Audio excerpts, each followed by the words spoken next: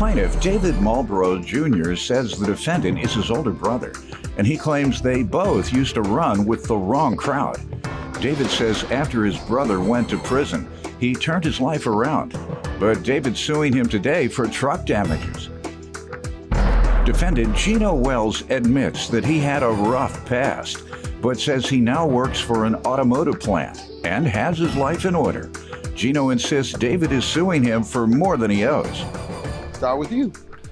Well, Gino, my oldest brother of 5 siblings, so I looked up to him all my life, pretty much. He was more like a ladies' man, so I definitely wanted to be like him when I was growing up as a kid. But I guess I missed a couple steps. He got 8 kids. I got 8 kids. He only got 3. So I sort of followed in the step, but even during school, I messed up. He messed up, got kicked out of school a lot. He even got in trouble with the law and had to go to prison for some time. And during that time, he did get his GED and his barber's license. He got out, so he got himself together. Me, I didn't graduate from high school either, but I did get a job working in car audio, which gave me the skills and knowledge that I needed to audio? Yeah, car audio, mobile electronics, putting radios and TVs and stuff like that in. Okay, good. Yeah. Where did you obtain that skill? I started off at Circuit City back in like 99, and then I went for working throughout different shops. So they trained you there at Circuit City? Yeah, they started training me there at Circuit City. Then I went on to different shops, learned more and more there. So you can pay for those 8 kids, it sounds like. To definitely take care of my 8 kids. And with that knowledge that I learned throughout the years, I was able to start my own business where I go mobily to do people cars here instead of them have to come sit at a shop. I can come to their house and do it now.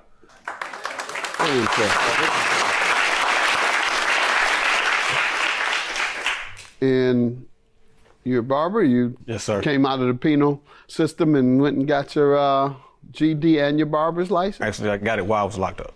Your license as well, barber license? Oh, my GD. Right. And your barber's license, how long after? When I came home. Okay, how long? About a year. Okay. And you work in someone's shop? No, I recently started working in the shop because I'm working in a plant now. Oh, good. I work at a steel plant. We outsource car parts for GM and Chrysler. You all in from Detroit? Yes. Oh, okay, because they're in Detroit. Oh, great. What schools did y'all go to high school? I went to Persian. Sir? Persian. Yeah, it's one of the most gang and crime-ridden areas of Detroit. And where you all? East Detroit, obviously? What, 6, 7, Conant Garden area? What? Yeah. State Fair and 75 That's area. exactly. That's a shootout territory. Yeah. And that's where you all are from, and that's what you all have done, and you're a very good example. So, glad to have you all aboard. Tell me about... I know they're sincere. These guys, I can tell. There's a lot of guys from Detroit. They come out of the jungle like that, and they're the ones who care most about the people that are left behind. I know I do. I don't care about none of these old bougie folks. That's some old bougie black folks. Get back in the neighborhood and help the rest of us. All right, I always deviate a little, but I try to give a little entertainment and education at the same time. Truck damages. Yeah. How does he owe you?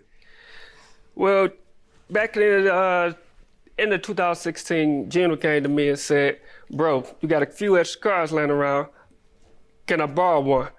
Like, yeah, but you're gonna be responsible for tickets and damages. He agreed to it. About a few months later, we went to a party and he called me like, bro, I'm stuck outside in the mud. I came outside like he would have digged himself into the mud. I'm like, what you trying to wrestle with the car or something? And so I called the tow truck, got it untowed out. And then about a day or so later, he called me like, bro, I think there's something wrong with the transmission. I'm like, well, you driving it, so if you want to continue driving it, get it fixed or we can park it. He could have kept driving it, so I thought he took care of it. About 2 weeks later, he hit me up like, bro, I'm stuck at a gas station. the trans seemed like it went up. So I'm like, dang.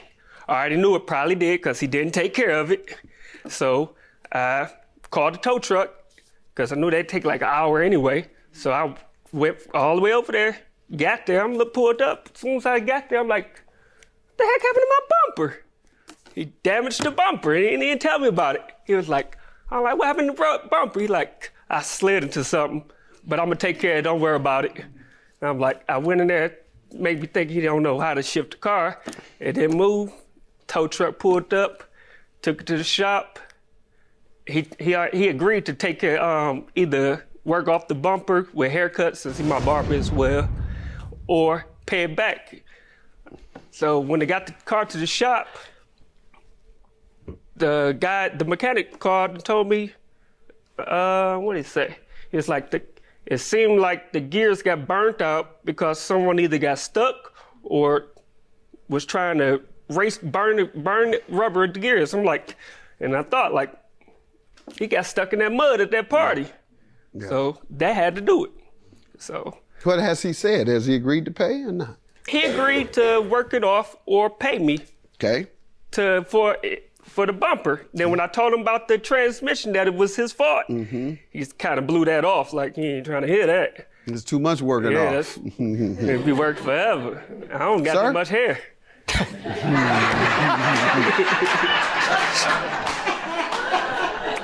What do you say? My brother is telling a well-dressed lie right now. That's not how the situation went at all. Tell me how it went. All right, I was having car trouble with my car. So, you know, like he said, he got various cars laying around. So I asked him not borrow the car, can I rent the car from him? He like, what car? I'm like, the truck, since it's just parked, you're not doing nothing with it. He said, well, if you get my truck, you're gonna be responsible for anything that happened to it. I told him, all right, I had no problem with that. So after driving the truck away, by the time I got home, I realized that it was something going on with the transmission. It wasn't shifting gears like it's supposed to. I called him immediately and told him, first thing came out of his mouth, I don't care, I got a warranty on it. I got multiple cars. So I continued to drive the car. I did get stuck in the mud. He did have to call the tow truck to come get me out. As far as the bumper, I parked the truck in front of the barbershop where I was cutting hair at. Now, I parked in front of a bigger truck, so I take responsibility for that because the guy that was in the truck probably bagged into the truck, to my brother's truck, and didn't realize it was there. So what are you saying to the transmission? You don't want to take responsibility? I don't think I should pay for the transmission because I told him that the transmission was slipping. He had your car how long? About 2 months. 2 months. You did all this damage. You don't need a car. You need to get on DOT. The bus? You know what the DOT is. It's the bus in Detroit. 2 months. I done had the same car for 20 years. You don't believe me. People don't believe that. I've had the same car 20 years and I haven't had any problems. The last time I bought a new car was 20 years ago. Wow. Yeah, you know, I'm getting off on this tangent again about my wife and my daughter and them won't let me get a car. Holding the money. Now I've been able to lease some little bitty cars, but came home with a Ferrari. You know that story. Yeah. I came home with a Ferrari last year. And my daughter and my wife looked at me like I was crazy. That's mama car. I said, no, it's not. Because she can rule me. You know, I don't let my wife rule me. I let my daughter rule me. Kamara. So then she said, Dad, you're just going through a midlife crisis. Mama had that Ferrari. I ain't drove it since. So I'm back to my 20-year. This is a Cadillac though, Eldorado, the convertible. It's sharp now. All right, you don't have to pay him his money, sir. I believe you're responsible for those damages based on the testimony, even your own testimony that you were stuck in the mud. But I am proud of you guys once again. You made it out, and I said jungle. I say that not because it has to do with animals. Vietnam was where the jungles were. Right. And that's what we called them back in the hood. In fact, where I grew up in the Herman Garden Projects, we called it Vietnam. We called it Vietnam itself because we had one murder every week. We averaged a murder a week in those housing projects. And we suffer from post-traumatic stress. If it's a war zone, I'm through teaching for this case. Thank you. Judgment for the plaintiff. Good job. Told you messed it up. That's my blood brother, one of my youngest brothers. I love him, but man, quit telling well-dressed lies. Ain't no lie.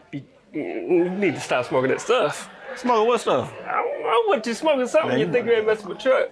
Man, you called the tow truck to pull me out the mud. How did I mess Because the you got stuck in. How would you else would I have to get you out Okay. the mud? Why would you even park in mud? Don't even, It was on that stuff. No, I parked on the grass.